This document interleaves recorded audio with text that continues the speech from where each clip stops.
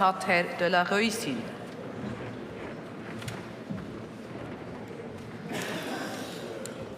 Madame la Présidente, Monsieur le Conseiller fédéral, chers collègues, nous devons nous prononcer sur les heures d'ouverture des magasins, l'OMAG, dont le but est de contraindre, c'est bien cela qu'il s'agit, de contraindre les cantons à appliquer des heures d'ouverture des magasins harmonisées à la hausse. De fait, cette loi déréglementera les horaires de travail, notamment en ce qui concerne le travail le soir et le travail du samedi. Ces modifications se feront au détriment des travailleurs et travailleuses concernés, alors que leurs conditions de travail sont déjà à ce jour particulièrement précaires. Ces personnes sont souvent des femmes assumant des tâches d'éducation.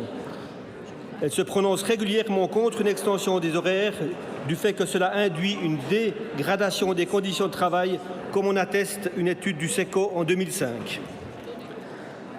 Avec la LOMAG, les journées de travail de 6 h à 20 h en semaine, de 6 h à 18 ou 19 h le samedi, des employés de cette branche deviendraient encore plus irrégulières et fragmentées qu'elles ne le sont déjà actuellement. Or, les horaires qui font travailler tard le soir ainsi que leur morcellement et le travail sur appel sont à l'heure actuelle déjà la cause d'une augmentation du stress et des cas d'épuisement professionnel, burn-out, chez les travailleurs et travailleuses et empêchent toujours plus de concilier vie de famille et vie professionnelle. Lors de l'extension d'heures d'ouverture et donc de temps de travail, des mesures de protection pour les salariés sont nécessaires. Or, les employeurs de la branche s'y refusent. Tout aussi grave, le commerce de détail ne connaît pas de convention collective de travail. L'association patronale de cette branche a toujours refusé de négocier une CCT. Cette loi met sérieusement en danger les rares CCT de force obligatoire en vigueur en Suisse. Quant aux CCT des grands distributeurs, elle ne prévoit pas de dispositions pour protéger les salariés contre les longues durées de journées de travail. Dans ce contexte, il ne serait pas responsable que le législateur soutienne une loi qui dégrade les conditions de travail alors que certains patrons n'assument pas leurs responsabilités et refusent de protéger les salariés. Les difficultés liées au tourisme d'achat rencontrées actuellement par le commerce de détail ne proviennent pas des heures d'ouverture différentes d'un canton à l'autre. Le baromètre des préoccupations des consommateurs montre bien que les heures d'ouverture sont des questions insignifiantes, au contraire des prix. Les chiffres d'affaires réalisés dans les cantons qui les ont déjà intégralement déréglementés, Argovie, Zurich par exemple, et où le tourisme d'achat est tout aussi marqué que dans les autres cantons, le montrent bien.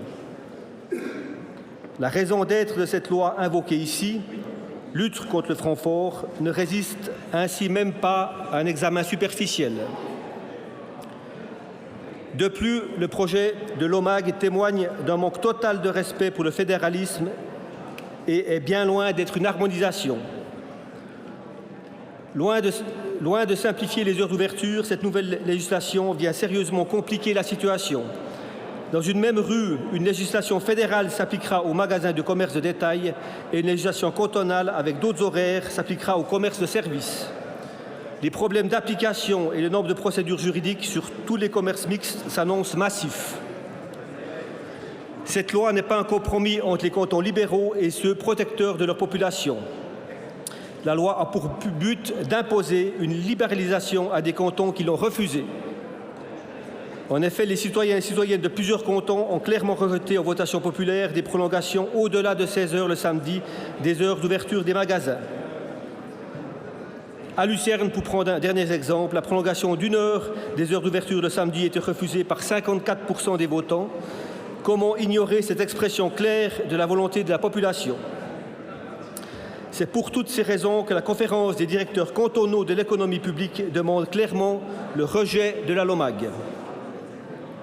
Les mêmes lobbies qui demandent aujourd'hui une prétendue harmonisation fédérale ont déposé dans plusieurs cantons des interventions parlementaires pour étendre les horaires d'ouverture des magasins au-delà de 20 h en semaine et au-delà de 18 h le samedi. Exemple, Bâle et Genève.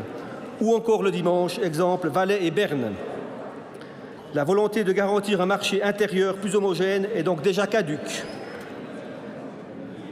La confiscation des compétences cantonales a pour seul et unique but d'imposer à terme une libéralisation totale des heures d'ouverture des magasins.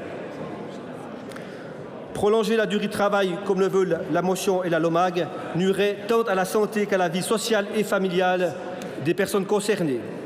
Cela sans garantir par ailleurs quelque croissance que ce soit des chiffres d'affaires ou de l'emploi. Il n'est pas prouvé que la prolongation des heures d'ouverture des magasins stimule la croissance et l'emploi. Bien au contraire, une récente étude du Crédit Suisse montre qu'une telle extension favorise les grandes surfaces, uniquement les grandes surfaces, au détriment des petits commerces.